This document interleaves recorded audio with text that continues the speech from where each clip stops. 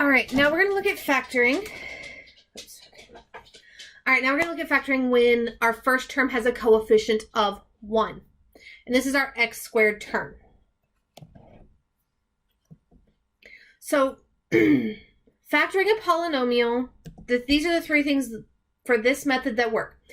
Our degree is 2, so that means our largest exponent is 2. The number of terms is 3, so we're only looking at trinomials for this method. And then the coefficient of the squared term is 1. So basically we don't have a number sitting in front of the squared term. And this is right here is kind of the general look of what it would look like. X squared plus bx plus c. Okay? So looking at that, first thing we're going to do is we're going to set up 2 sets of parentheses. And I'm going to put an x in both of them as my first term. Whatever my variable is. So in this case, because we're dealing with x, my variable is x. Then we're going to do what I call an x puzzle. Okay, and we're going to take the number that is in front of the x term, not the x squared, and put that in the bottom of our puzzle. And then we're going to take the last term that doesn't have a variable and put it in the top. So whatever number we put in the top, we're going to find multiples of that term, or sorry, not multiples, factors of that term that add to the middle term. So factors of the last term that add to the middle. Now, we are going to have to figure out what will the sign of our factors be. And we'll talk about that on the next slide. Okay, then we're going to solve the x puzzle and write those answers in the parentheses. Of course, we can always check our work by multiplying back through to see if we get the original polynomial. Great practice to get into. We don't always have time in the videos to show that. So let's look at what is the sign. So when c is negative, we have 2 options. Okay, if b is positive, so this is my example here. I've got x squared plus bx minus c. So c is negative, but b is positive. Then I'm going to have a plus and minus. So the only way to get c to be negative with multiplying is one or the other has to be negative. But in this case, my bigger factor is going to be positive. Okay, now if we have the case where b and c are negative, so like this right here, then my bigger factor is going to be negative. So if b is positive and c is negative, my bigger factor is positive. If b is negative and c is negative, my bigger factor is negative. Okay, now let's talk about when c is positive. Well, when c is positive and b is positive, much like this right here, well then, both my factors are going to be positive.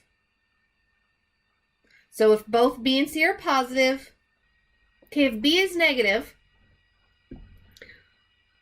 but my c is positive, then both my factors are going to be negative.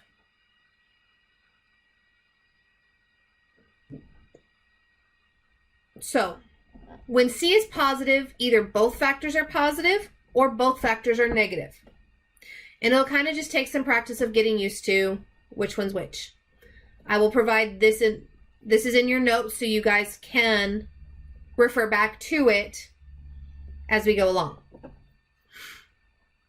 All right, so my first one here is k squared plus 3k minus 40. So first thing I'm going to do is set up my 2 sets of parentheses. Okay, so now we're looking at putting them into my puzzle, my c and my b. So my b, is 3, and my c is negative 40.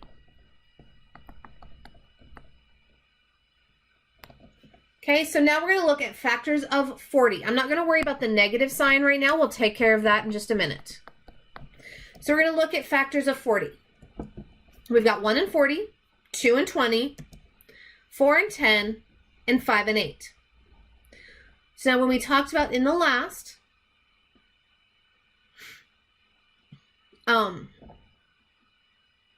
when C is negative, but B is positive, that means my larger factor has to be positive. So that means all my smaller ones are negative. Okay? Now I'm going to add these two factors together and see which ones add up to be 3. So 1 plus 40, I'm going to change my color here a minute. Well, sorry, negative 1 plus 40 gives me 39.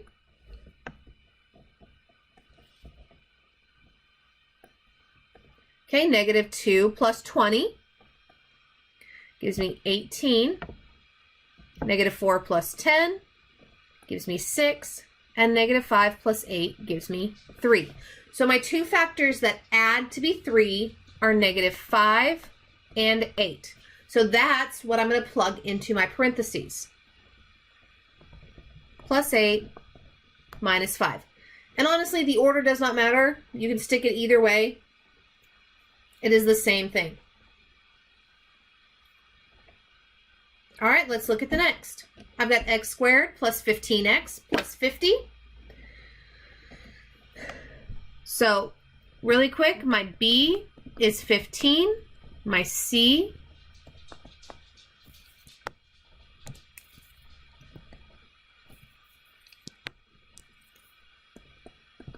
is 50. So I get 50 in the top of my puzzle, 15 in the bottom. All right, setting up my two sets of parentheses here. Now C is positive and B is positive, so that means both factors are positive. Okay? So we're going to look at factors of 50. 1 and 50, 2 and 25, 5 and 10. Oops. Okay, so since both factors are positive, right, we know we're adding both factors.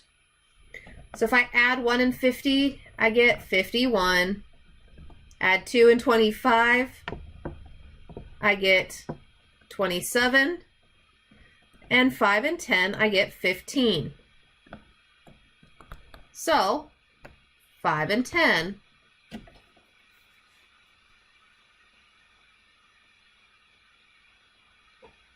now, like I said before, we can check our answer.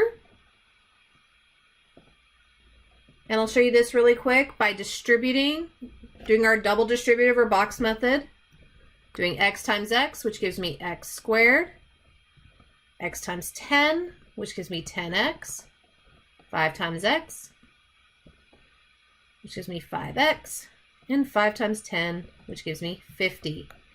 So x squared, combine my like terms, 10x and 5x. So I do come out with the same.